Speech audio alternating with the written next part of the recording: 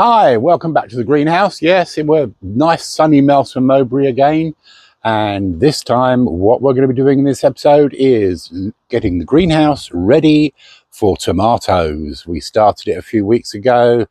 In fact, we started it a few months ago when we sowed the seeds. Then they started growing, and then we took out the lower cages. So this is what we're going to be doing now. We're getting ready for tomatoes.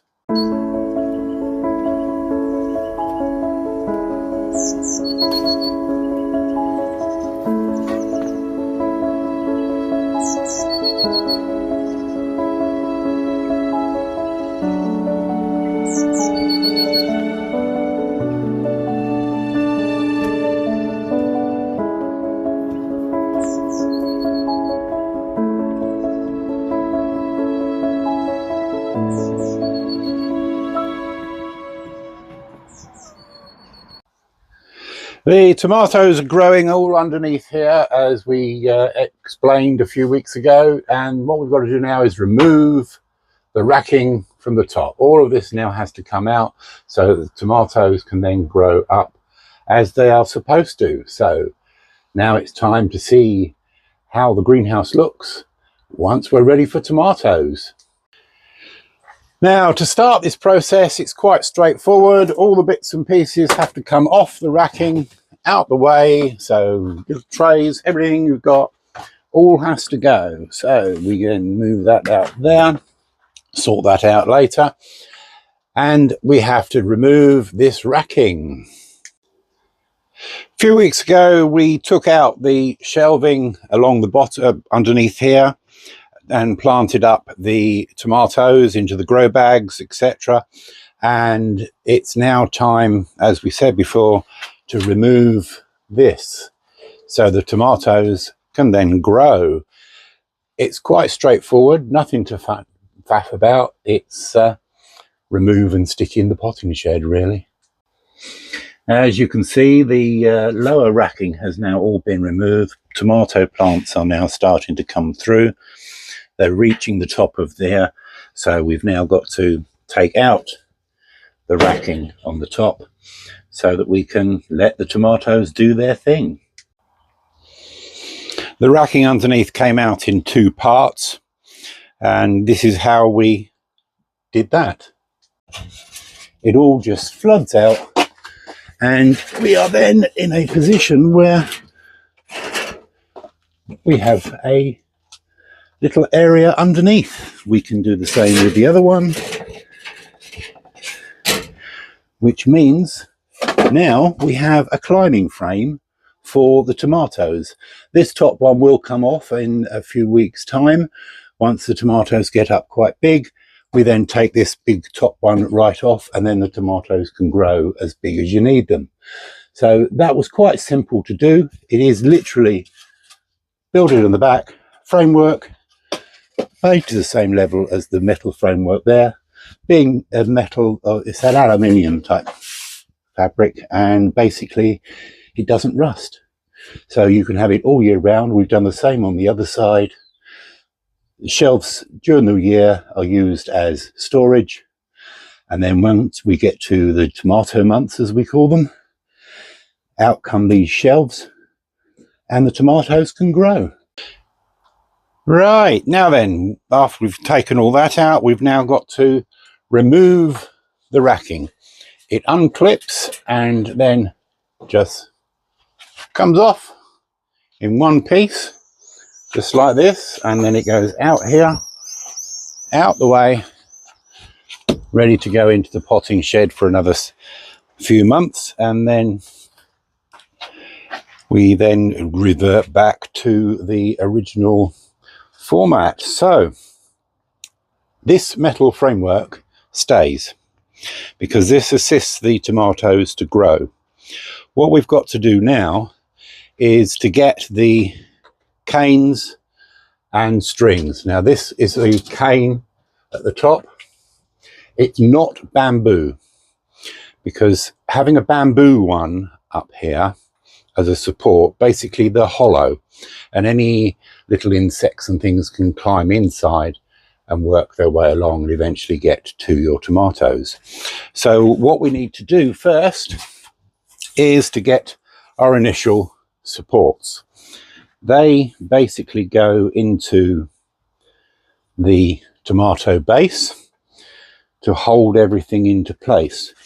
So to do that, we go into there, down as far as it will go, and we do that with all the tomato plants, so they all have their own cane support, and into the middle of that one, and into the middle of the last one. There we go, all quite straightforward. That one needs to be straighter, that's better. So now we're starting the journey upwards, and that's where the string comes in. The string that we use is a Hessian type twine, and we use 2 lengths of it. What we then do is we tie, let's start at this end, we'll tie the string onto the rail. That in turn will mean that that's on solidly. Then we take the rail, line it up with the cane below, and what I've done is I've created a tying point at the base of the tomatoes. So as you can see, there is a tying point. Now this is a garden tie that's been put across here, and then we tie the string around there and take it up, fixing it to the cane at the top and then on to the cane in the roof. So bring that up to there, tie that into there and secure it, because the tomatoes are going to take a lot of connecting and they will want to grow. Well, they better do anyway. We will then tie that off so it's all neat and tidy and holding quite firm at the same time, so it can support the tomatoes throughout the growing season. The season is a few months, but there you have it. That is there. That is then growing up through the tomato and up into here. At this point, we then use one of these little garden ties, and that will connect the string to the support cane, making sure that the tomato plant is tucked in with it. Now we take it through one string, leaving the second string able to grow with size, so the tomato can then get through. That means now that that is firm and there's nothing to worry about. The second string can be then used to support the tomato.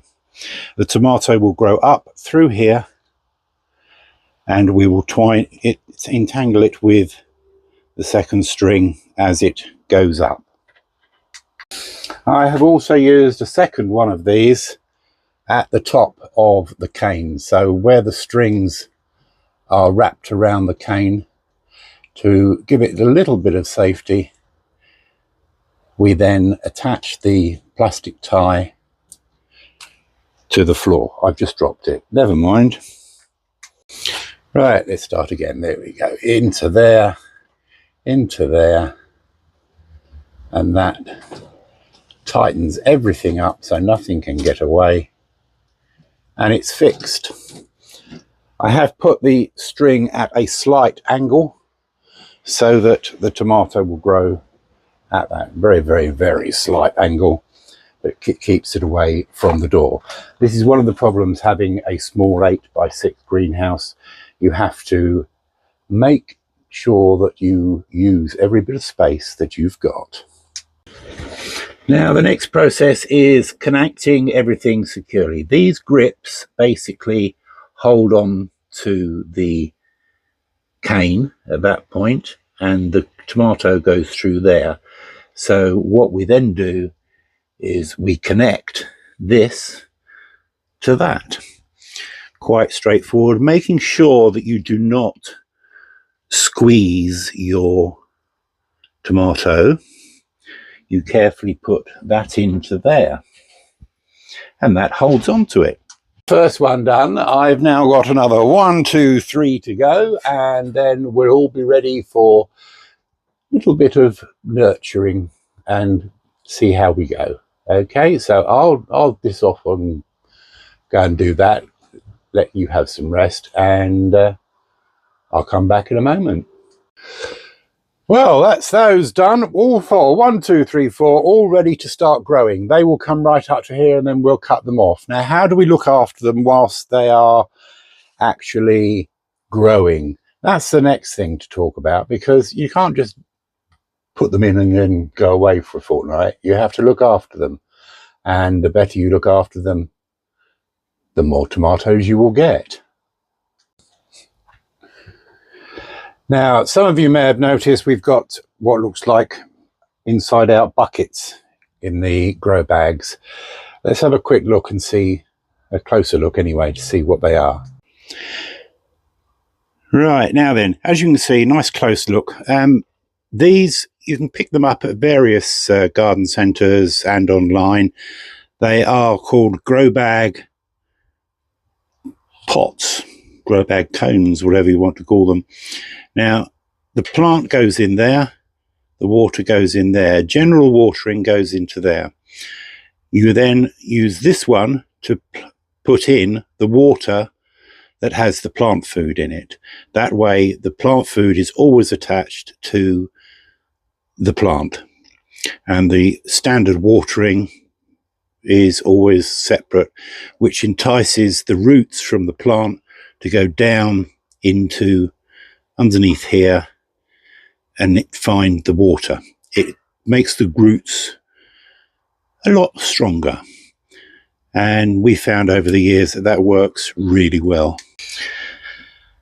Generally, looking after your tomatoes is a full-time, well, not full-time job, but it is quite good, because what you have to do is you have to go through the whole length of your tomato, and you're looking for the side shoots.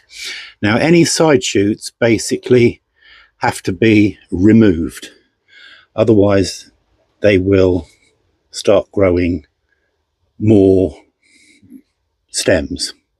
Yes, you do get more tomatoes, but it slows the whole process down, because they can't generate enough energy to create 2 stems from one. So what you do, you find them at the join between a leaf and the stem. This piece here then gets pinched out. You don't want it, so we get rid of that. We gradually work our way up the whole plant and make sure we don't have any more. Now, to make sure you haven't got any more, what you have to do is go through your plant. There's another one. Get rid. You have to go through the whole plant, finding these little stem bits. That's it, gone. And you do that with every single tomato all the way along on a regular basis. So remember, pop in once a day as part of your watering and cut out the side shoots.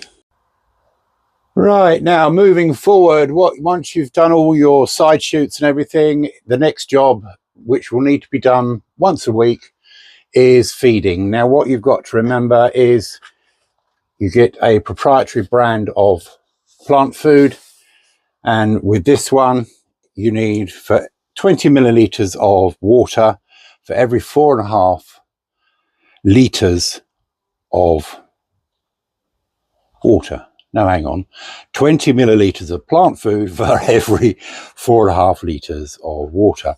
Now, it's quite straightforward. You take your little measurement, the cap comes with its own 20 millilitre thing, and you take your watering can, and that's there. You pour that into that. So I already have some water in there, but what we now need to do is fill that up.